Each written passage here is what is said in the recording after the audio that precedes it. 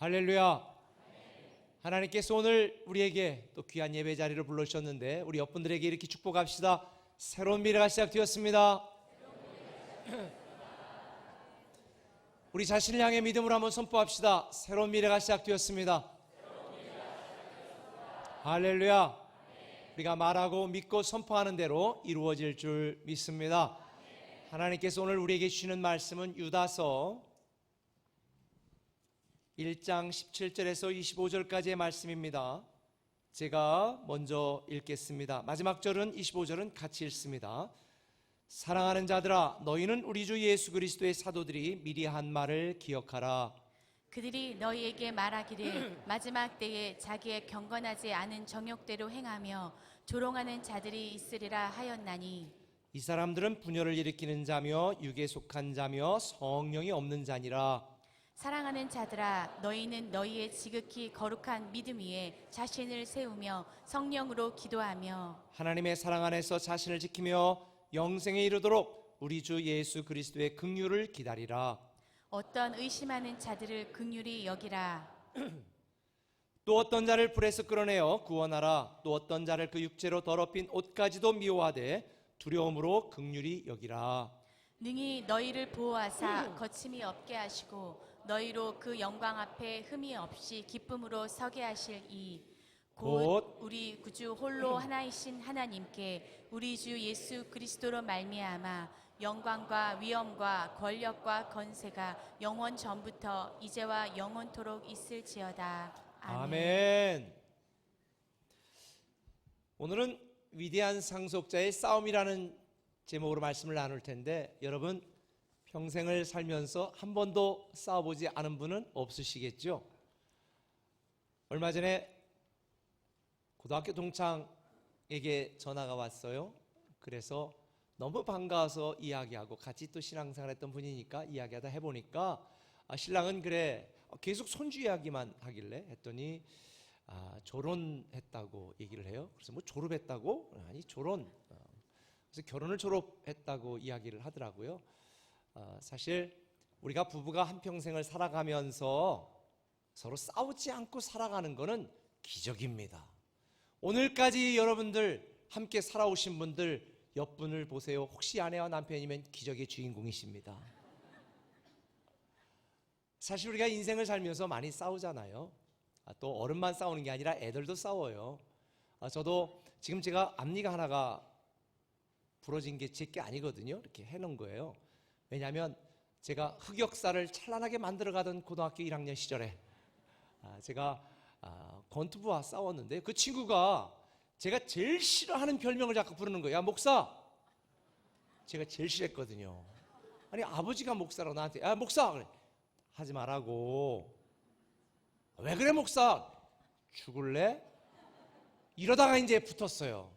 그러다가 이제 뭐 친구들이 말리고 그러니까 잘했는데 알았어 한번 얘기 좀 하자. 그런데 이게 권투부니까 와가 잽을 딱 갑작스럽게 날리는 바람에 제가 이빨이 하나가 딱 부러졌는데, 그래서 반쯤 죽여놨습니다.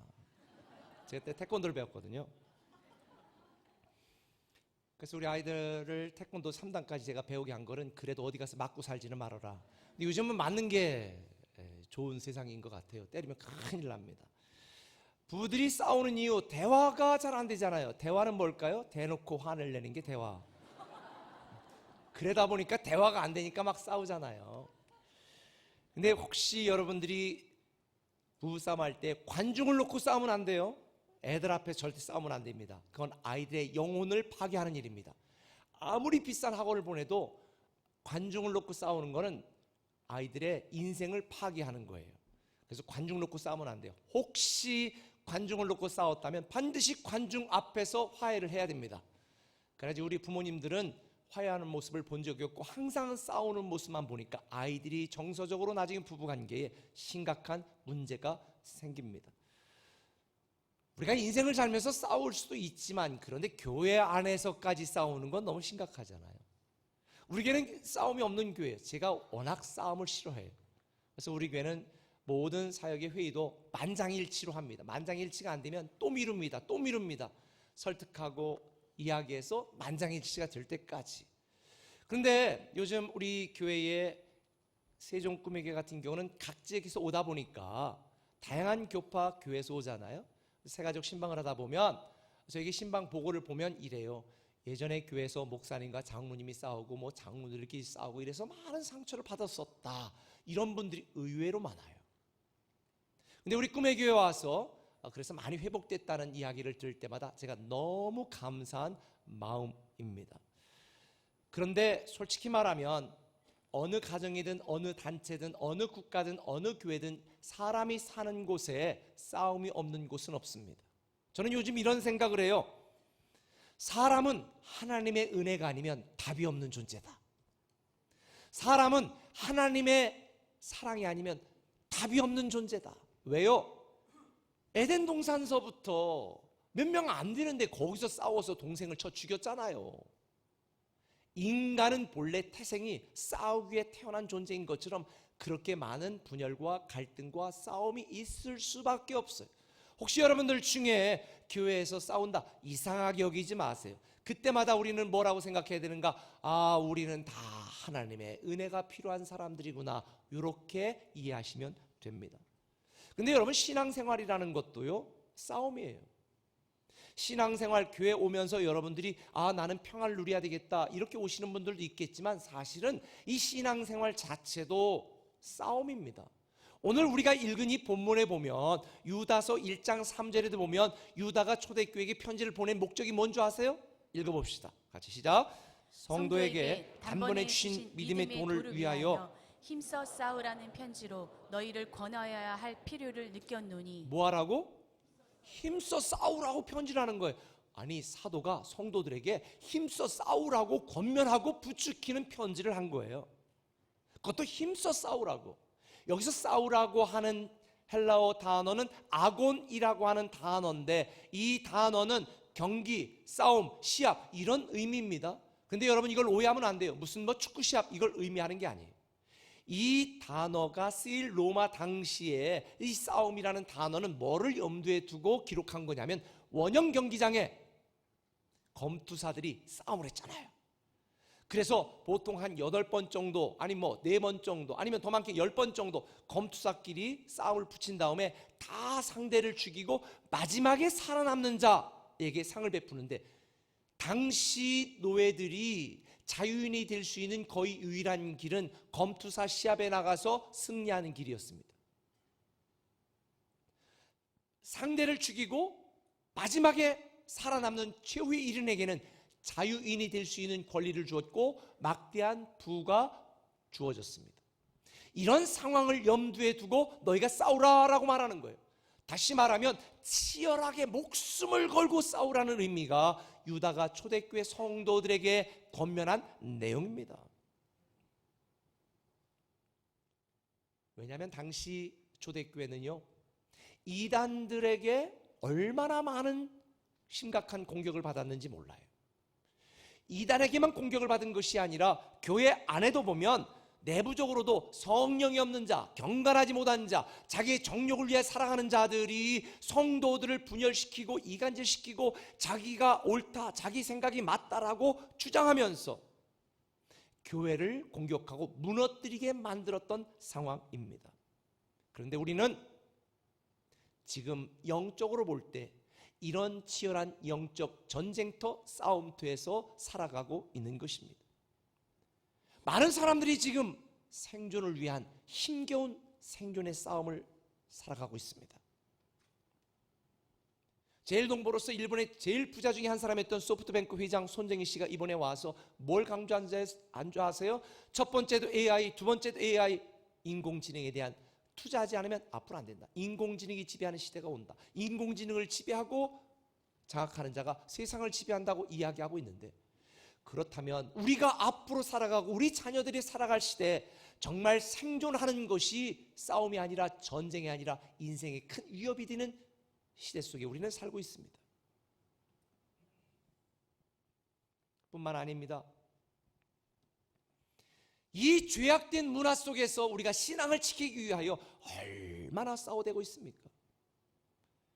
사단은 이 매스미디어 문화를 통하여 또 언론을 통하여 교회의 긍정적인 부분은 거의 드러내지 않고 목사나 교회가 잘못하는 일부분을 들춰내어 마치 교회가 없어져야 될 단체인 것처럼, 그런 기관인 것처럼 매도하고 있는 이 영적 전쟁 싸움터에서 과연 교회는 살아남을 수 있을까? 지윤식 박사가 쓴 대담한 미래 2030에 보면 지난 10년 동안 한국 교회 중소도시의 60%에 70% 교회 학교가 사라졌습니다.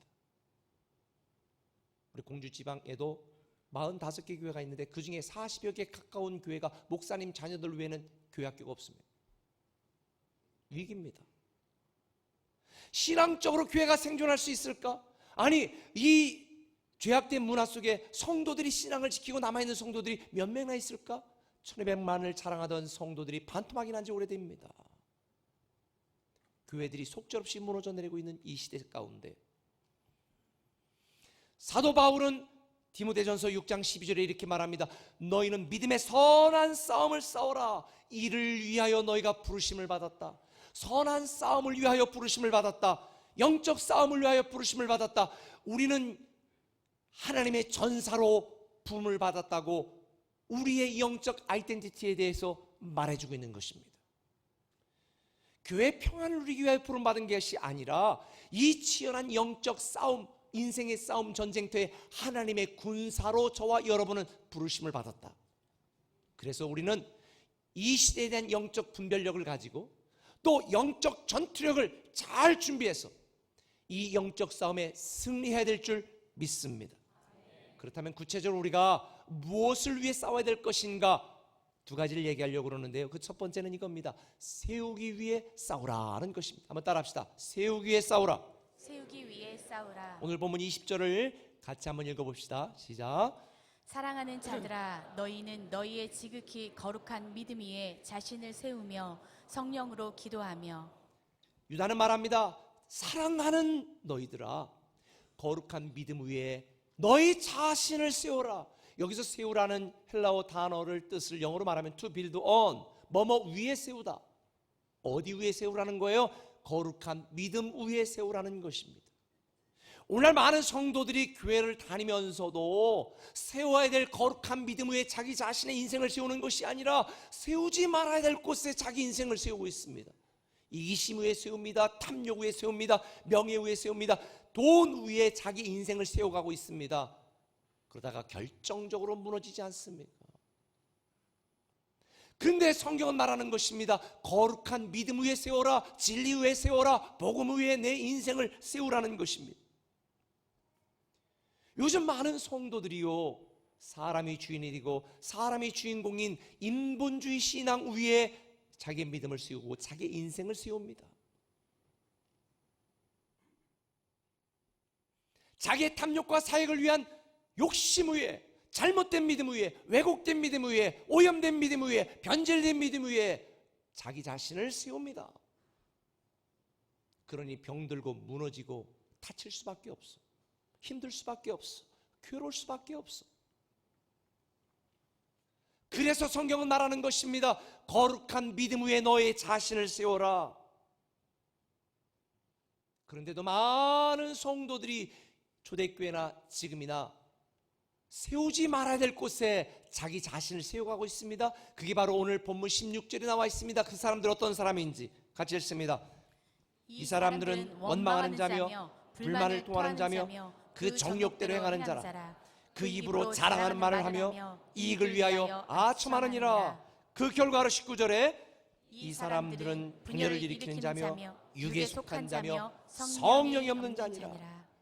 원망하는 자, 불평하는 자, 자기 정욕대로 행하는 자, 자기 입술로 자랑하는 자, 거짓 선자들의 영향을 받은 교회 안에 분열을 일으키고 교회를 무너뜨리고 성도를 무너뜨리고 관계를 무너뜨리는 이런 자들이 되지 말라는 거예요. 이런 자들은 육에 속한 자요, 경건하지 않은 자요, 성령이 없는 자다. 자기의 사욕과 정력을 위해 살아가면서도 경건한 척, 괜찮은 척 포장한 사람들. 그래서 본문 20절에는 거룩한 믿음 위에 자신을 세우라고 말하고 있는 것입니다. 저는 우리 꿈의 교회 성도들이 거룩한 믿음 위에 여러분 자신을 세우고 여러분 가정을 세우고 여러분의 믿음을 세우시기를 예수님의 이름으로 축원합니다. 거듭 강조하지만 신앙은 영적인 싸움입니다. 거룩한 믿음 위에 나를 세우고 하나님이 주인이고 하나님이 주인공이 되는 신본주의 믿음 위에 나를 세우고 순수한 믿음, 진리 위에 나를 세우기 위한 싸움이 우리가 싸우고 있는 싸움입니다. 우리가 지금 여름 캠프를 지금 진행하고 있잖아요. 여름 캠프도 애들 재밌으라고 하는 게 아니라 다음 세대를 사단에게 빼앗기지 않기 위한 영적 싸움입니다. 우리 교사들, 교육자들이 얼마나 애쓰고 있는 줄 아세요? 어제도 4세, 5세 다 모였잖아요. 우리 엄목사님 얘기했는지 모르겠는데, 그런데 줄다리기 얘기 들으셨어요? 줄다리기. 아이들에게 하나님이 너희와 함께 하셔, 하나님 도와주세요, 도와주세요, 이걸 가르치는 게 아니라 실제로 모든 행동과 프로그램을 통해 아이들이 도와주세요. 여러분, 이건 아이들에게 가르치는 문제가 아니라 저에게, 여러분에게 해야 될 이야기예요. 우리 앞에도 얼마나 정말 이 싸움이 지금 이길 수 있을까 두려운 싸움이잖아요. 그런데 여러분 한번 해봅시다. 하나님 도와주세요. 그러면 도와주시고 이기는 줄 믿습니다. 사단은 무너뜨리는 존재, 교회를 무너뜨리고 관계를 무너뜨리고 가정을 무너뜨리고 신앙을 무너뜨리는 존재야. 그러나 하나님은 세우는 분인 줄 믿으시기를 바랍니다. 지금 여러분 인생 한번 돌아보세요. 여러분은 무너뜨리는 자로 살고 있습니까? 세우는 자로 살고 있습니까? 아무리 여러분의 주장이 맞고 옳은 것처럼 보여도 여러분의 주장 때문에, 여러분의 생각 때문에, 여러분의 말 때문에, 여러분의 행동과 태도 때문에 관계가 무너지고 목장이 무너지고 신앙이 무너지고 교회가 무너지고 열정이, 비전이 사라지게 만든다면 그건 사단에게 이용당하는 것입니다. 사단이 악한 사자처럼, 우는 사자처럼 돌아다니며 무너뜨리려고 얼마나 노력하고 있습니까? 그러나 하나님은 세우시는 분입니다. 여러분의 가정을 세우고 여러분의 관계를 세우고 여러분의 자녀를 세우고 교회를 세우고 하나님 나라를 세우고 세우는 분이 하나님. 저는 여러분의 무너진 열정과 헌신도 다시 세워지기를 예수님의 이름으로 축원합니다. 근데 사실 우리는 이렇게 세워가기 위한 싸움조차도 회피하는 분들이 계세요. 저도 싸움을 별로 좋아하지 않아요. 싸우기 싫어요. 그런데 견디다 못해 마지막에 싸우는 경우도 있어요. 싸움을 싫어하고 중간지대에 남기를 원하는 사람들에게 존 메가다 목사는 진리전쟁이라는 책에서 이렇게 일침을 날립니다. 같이 한번 읽어볼까요? 이 세대는 갈등과 싸움을 그다지 좋아하지 않는 그리스도인이 많이 살고 있다. 논쟁이라면 그 대가가 무엇이건 간에 무조건 피하고 보자는 생각을 가진 얌체들이 많다. 진리는 언제나 공격받기 마련이므로 목숨 걸고 싸워야 될 진리들이 공격당할 때는 반드시 나서야 되는 것이 참 성도의 태도고 모습입니다. 저는 저와 우리 꿈에게 모든 성도들이 이 세우기 위한 전쟁을 피하지 마시고 영적 전쟁에서 승리하시길 바랍니다. 좀 전에 말한 것처럼 저도 정말 싸우기 싫거든요. 그런데 제가 초등학교 3학년 때쯤 됐는데 열관이라고 하는 형이 있었어. 한 2년 정도 형인 것 같아요. 어떻게 나를 괴롭히는지 초등학교 2학년 때 내가 너무 착하잖아. 착하게 생겼잖아.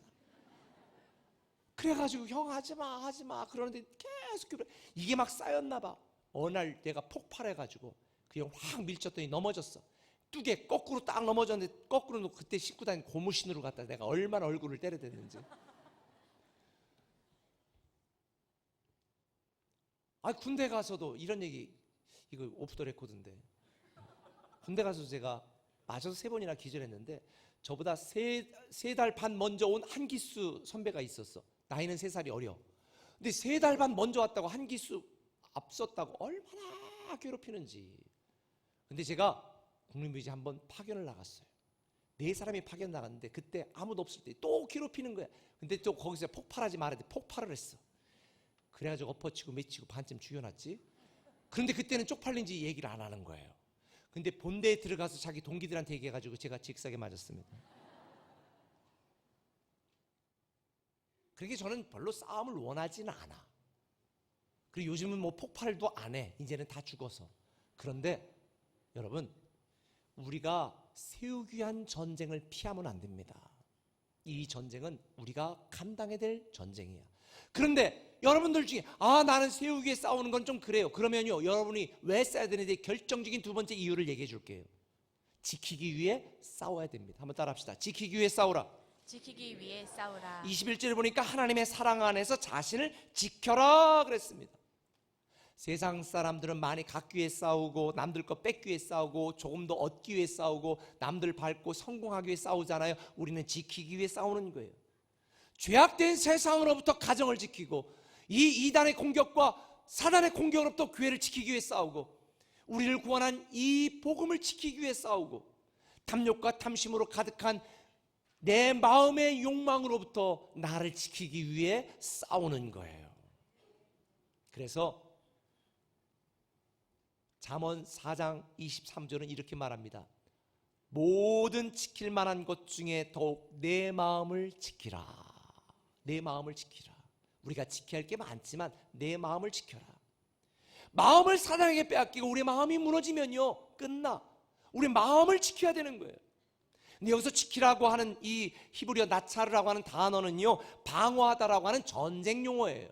여러분, 세상 유혹과 악한 생각이 내 마음의 성벽을 넘어오면 우리는요, 방치하지 말고 적극 대항해 싸워야 되는 거예요.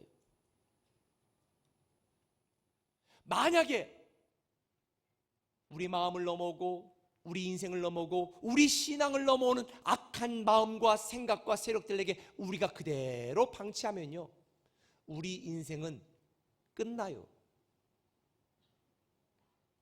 치열한 영적 싸움의 한복판에서 우리가 지켜내기 위하여 싸우는 싸움을 포기한다면 이것은 우리를 구원하신 하나님의 은혜에 대한 직무유기입니다. 야성을 갖고 싸워야 됩니다. 그래도 여러분, 그래도 난 싸움 안 할래? 그럼 제가 예를 들어 볼게요. 밤중에 화장실 나갔다 봤더니 도둑이 우리 아파트 탑문을 넘고 들어오는 게 보여. 아이고, 돌아가겠지. 그러다 우리 현관문을 딱 막 따는 게 들려. 따다가 돌아가겠지. 그런데 현관을 열고 거실로 들어오는 소리가 들려. 그냥 가겠지. 그런데 딸방으로 들어가. 고등학교 다니는 딸방으로 들어가. 그러다가 가겠지. 근데 뭔가 막 소리가 들려. 에이구, 사이 삼으면 되겠지. 그러실래요? 그때 어떻게 해야 됩니까? 내가 누구냐고, 너 어떤 놈이냐고. 배운 게 없더라도 하다못해 구석에 놓은 녹슨 골프채라도 들고 쫓아가야 되는 거 아니에요? 사단이 오는 사자처럼 우리의 신앙, 여러분의 가정, 우리 교회, 이 세상을 파괴하려고 공격하고 있는데 우리가 지키기 위해 싸우지 않는다면 누가 싸울 수 있습니까? 하나님께서 우리에게 말합니다. 지키기 위해 싸우라. 그래서 유다는 지키기 위하여 힘써 싸우라고 강조하고 있는 것입니다. 우리 교단적으로도 많은 목사님들이 저를 좋아하는 이유는 우리 교단이 건강하게 되어지고 정말 일부 사역을 품고 정치하는 사람들로부터 지키기 위하여 싸우는 그 모습에 사람들이 저를 좋아해요. 하나님의 교회나 신천지나 JMS나 이단들이 이 교회를 망가뜨리고 무너뜨리려고 다가오고 있는 이 시대에 우리는 교회도 지켜내야 되는 거예요. 얼마 전에 우리 교단의 한 교회가 경매에 나가서 하나님의 교회로 넘어갔다는 이야기를 듣고 제가 너무 가슴이 아팠습니다. 근데 요즘 교회들이 넘어가는 교회가 많고 그 교회를 하나님의 교회 이단들이 막 사가는 거 아세요? 여러분, 돈 좀 벌어요. 돈 좀 벌어. 헌금 좀 많이 해줘. 그래서 저는 생각이, 그런 교회들을 다 우리가 구입을 해서 정말 건강한 목회자들에게 다 목회할 수 있도록 도와주고 세워줬으면 좋겠다, 이런 안타까운 마음이 듭니다. 우리는 지키기 위해 싸워야 됩니다. 사단들이 교회를 무너뜨리고 성도를 무너뜨리고 복음과 진리를 무너뜨리려고 하는 이때에 우리는 지키기 위해 싸워야 돼요. 그래서 성경에 보면 누가 이 성읍이 무너지지 않도록 지켜설 그 한 사람이 누구인가? 이 하나님의 성이 무너지지 않도록 지켜낼 그 한 사람이 누구인가? 저는 한국교회가 무너지는 이 시대에 우리 꿈의 교회가 이 교회를 지켜내는 마지막 보루 같은 그 교회가 되기를 저는 기대하고 있습니다. 여러분 한 사람 한 사람이 사단으로부터 복음을 지키고 진리를 지키고 우리의 자녀와 가정을 지키기 위하여, 교회를 지키기 위하여 힘쓰고 애쓰고 버티고 싸워내는 그 한 성도, 그 한 장로, 그 한 집사, 그 한 목사, 그게 우리 교회와 저가 여러분이 되기를 예수님의 이름으로 축원합니다. 특별히 우리가 지켜내야 될 것, 하나님의 말씀을 지켜야 됩니다. 하나님의 말씀을 지키기 위해 싸워야 됩니다. 요한복음에 보면 말씀이 육신이 되어 이 땅에 오셨다라고 말합니다. 하나님의 아들 예수 그리스도, 말씀은 곧 예수 그리스도를 의미합니다. 우리는 복음과 예수 그리스도, 이 말씀을 지켜내기 위해 싸워야 되는데, 요한계시록 3장 10절에 보면 내가 나의 인내의 말씀을 지켰은즉 내가 시험을 면하게 하고 면류관을 너에게 주리라. 저는 우리가 하나님의 말씀, 이 진리의 말씀을 지켜내기 위해 끝까지 싸우는 저와 여러분이 되시기를 예수님의 이름으로 부탁을 드립니다. 특별히 얼마 전에 뉴스에 보고 제가 깜짝 놀래 보니까 한 침례교회 목사가 뭐 연봉이 어떻고 뭐 이런 것 때문에 제가 봐도 막 기절할 만한 이런 것도 있어. 근데 보니까 또 침례교회라고 써있네. 성락 침례교회. 그 교회는 우리 정통 교단에 속한 침례교회가 아닙니다. 예전에 귀신론으로 인해서 교단에서 이단으로 제명된 교회입니다. 그런데 그걸 모르는 사람들이 침례교네, 침례교, 이래 침례교 또 이단 아니야, 이럴 수 있는, 야, 너무 가슴이 아픈 거예요. 거기다 이단이라고 좀 써놓지. 예전에 그 침례교단에 쫓겨나고 이단으로 제명된 교회라고 좀 해놓지. 근데 일반 분들은 모르잖아요. 사단이 교묘하게 교회들을 무너뜨리고 성도를 무너뜨리고 관계를 무너뜨리고 신앙을 무너뜨리기 위해서 정말 우는 사자처럼 달려다니고 있습니다. 우리는 예수 그리스도 복음, 진리, 교회를 지키고 끝까지 지켜내기 위하여 우리는 싸워야 됩니다. 저는 요즘 이런 생각을 합니다. 리더가 비겁하면 주변에 따르는 모든 사람들이 피해를 입습니다. 얼마 전에도 제가 경험한 일입니다. 그래서 한 목사가 비겁하면 그 교회가, 성도들이 피해를 입습니다. 그래서 전 제 지론이 절대로 비겁하지 말자. 내가 세우기 위해, 지켜내기 위해 싸워야 된다면 내 목숨 걸고 싸우자. 이게 바로 유다가 우리에게 주는 교훈입니다. 여러분의 가정, 여러분의 신앙, 이 복음을, 말씀을 지켜내기 위하여 우리는 끝까지 버텨내고 싸워야 되는 줄 믿습니다. 그런데 이 인생 싸움이, 영적 싸움이 너무 치열하다 보니까 사실 지칠 때 많아요. 저도 지칠 때가 참 많습니다. 그런데 우리가 분명히 알아야 될 것, 이 싸움을 포기하지 말고 도망치지 말고 탈영하지 마세요. 이 싸움에 탈영할 수가 없어요. 그러면 죽어요. 왜 이 싸움, 이 세우기 위한, 이 지키기 위한 싸움을 끝까지 가야 되는가? 이 싸움은 승리가 보장된 싸움이라 그래요. 이겨놓고 싸우는 싸움인 줄 믿으시면 아멘. 그래서 오늘 본문 24절부터 25절에 보면 이렇게 말합니다. 같이 읽겠습니다.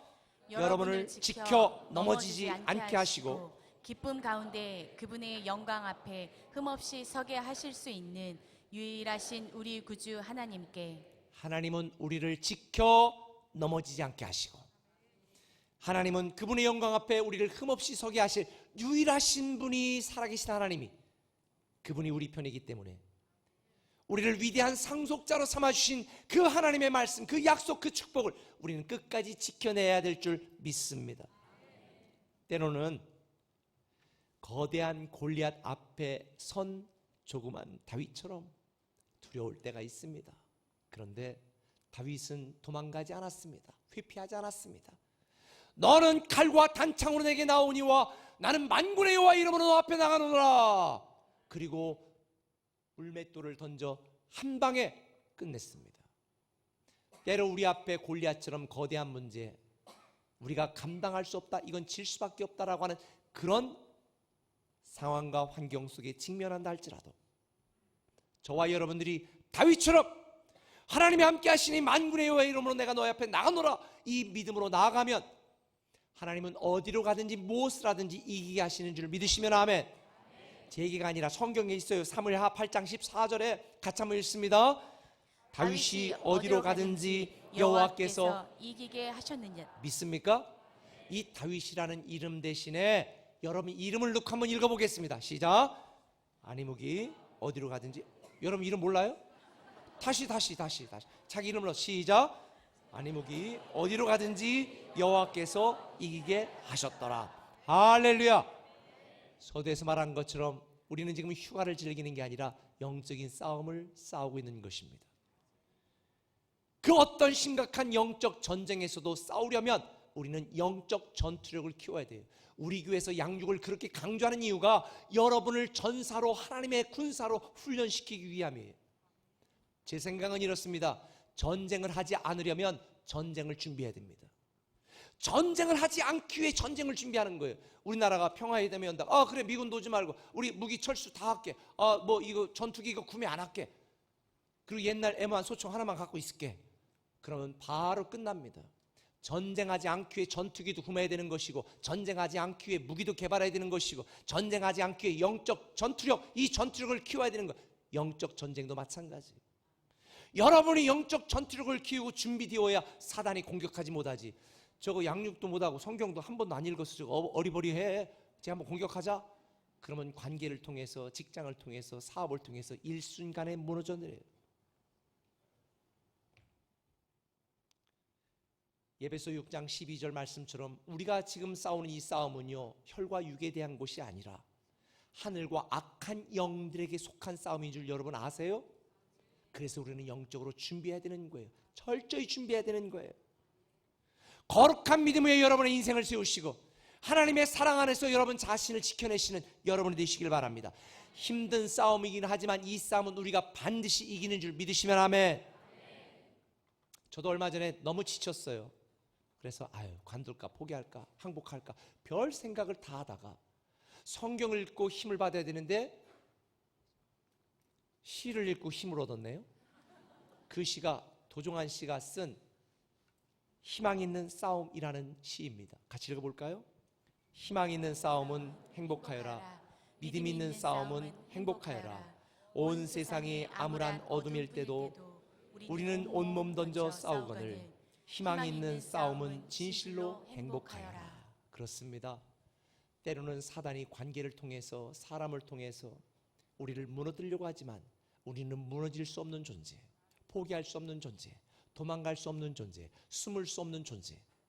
하나님이 우리에 대한 비전과 계획과 꿈을 가지고 우리뿐만 아니라 우리 다음 세대, 우리 가정뿐만 아니라 우리 꿈의 교회, 우리 꿈의 교회뿐만 아니라 우리 나라가, 우리 민족이 다시 세워지고 복음으로 쓰임받는 그 나라가 될 때까지 우리는 그 사명을 지켜내기 위하여 싸워야 될 줄 믿습니다. 사도 바울은 말합니다. 디모데후서 4장 7절에 나는 선한 싸움을 싸우고 나의 달려갈 길을 마치고 믿음을 지켰으니 이제 나에는 하늘의 면류관이 예비되어 있다. 이 고백이 저와 여러분의 고백이 되기를 바랍니다. 우리는 실패와 포기와 실망이 우리 인생의 결론이 되는 것이 아니라 위대한 상속자의 이 특권을 우리가 부여잡고 새로운 미래의 축복이 저와 여러분의 결론이 되기를 예수님의 이름으로 축원합니다. 오늘 말씀을 마치기 전에 우리 한번 이 싸움의 승리가 보장된 싸움이니까요. 화이팅 한번 할까요? 손 한번 올리세요. 오른손. 자, 우리 자신과 우리 모두에게 한번 화이팅! 다시 한번 우리가 영적 싸움에서 한번 이기도록 우리 같이 한번 화이팅 합시다. 화이팅! 기도하겠습니다.